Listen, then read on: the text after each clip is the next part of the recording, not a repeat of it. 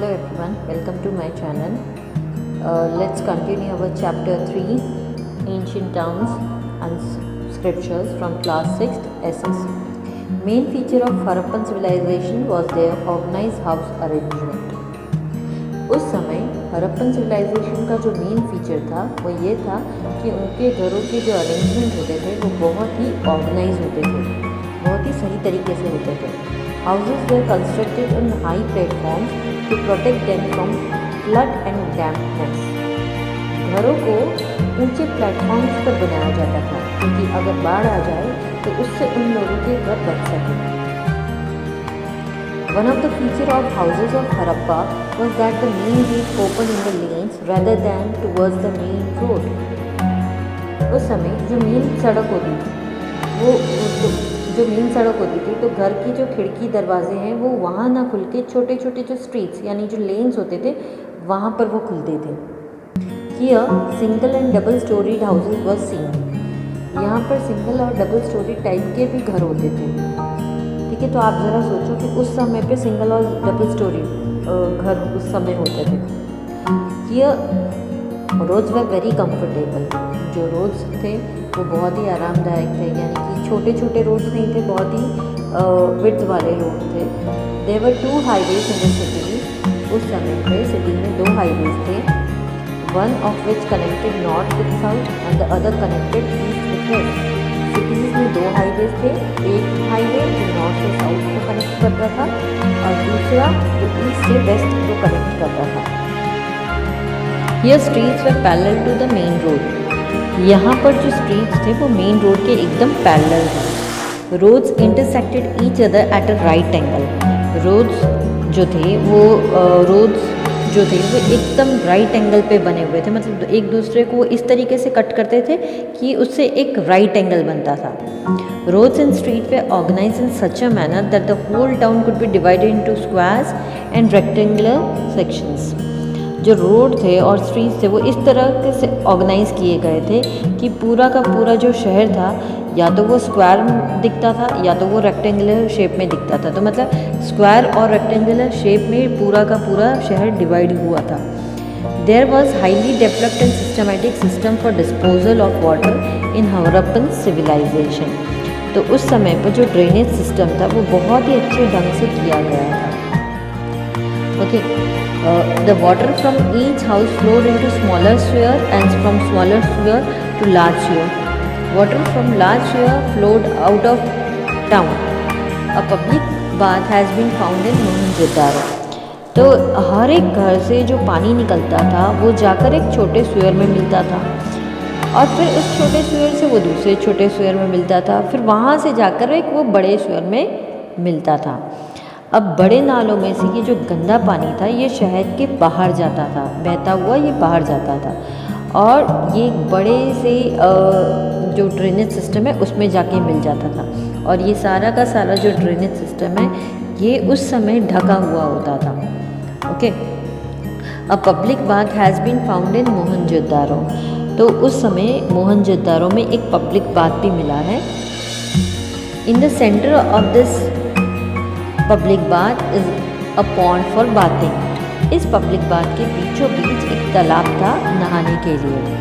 Okay, there are steps arrange on the both the sides to get into the pond. इसके दोनों तरफ सीढ़ियाँ थी ताकि लोग इस तालाब में उतर सकें. There are changing rooms around the pond. Pond के चारों ओर चेंज करने के लिए कमरे भी थे. This public bath would have been used on festivals और रिलीजियस ओकेजन्स. इस पब्लिक बाथ का इस्तेमाल या तो त्योहारों पर या फिर धार्मिक कामों के दौरान किया जाता था.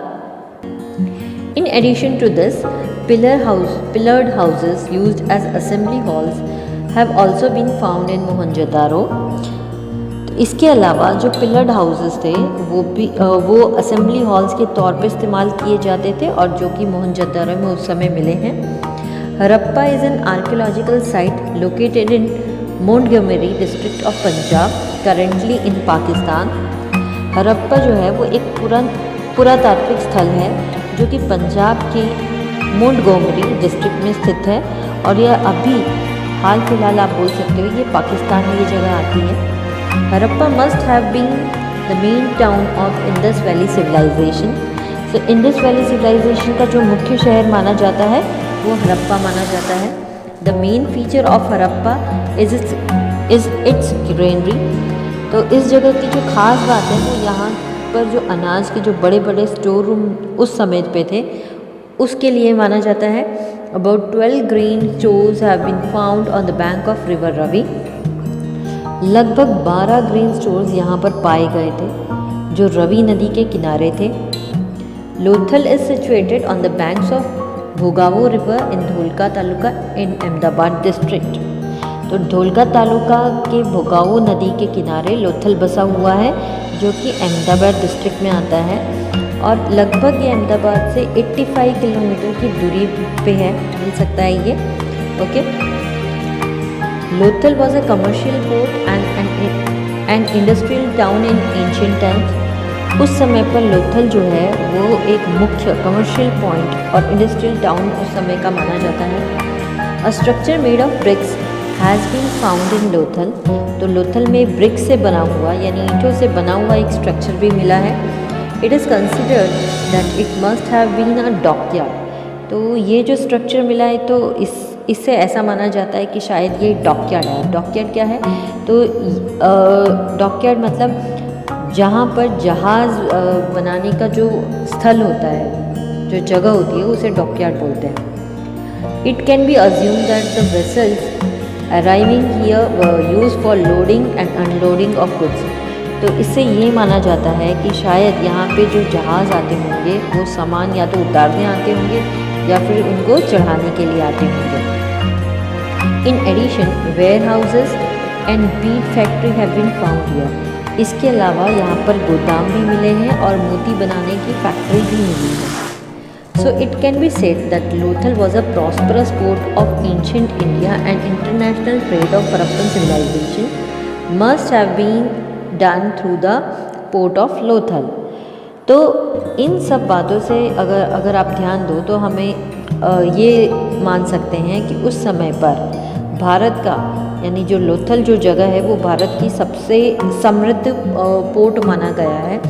यहाँ पे खाली नेशनल लेवल पे ही काम नहीं होता होगा, पर उस समय पे यहाँ पर हड़प्पन सिविलाइजेशन के जो भी अंतर्राष्ट्रीय यानी कि जो इंटरनेशनल जो ट्रेड है वो भी इस पोर्ट से किए जाते होंगे। So till here I will teach you in our next video I will talk about Dholavira and the economic life in Harappan civilisation. Thank you.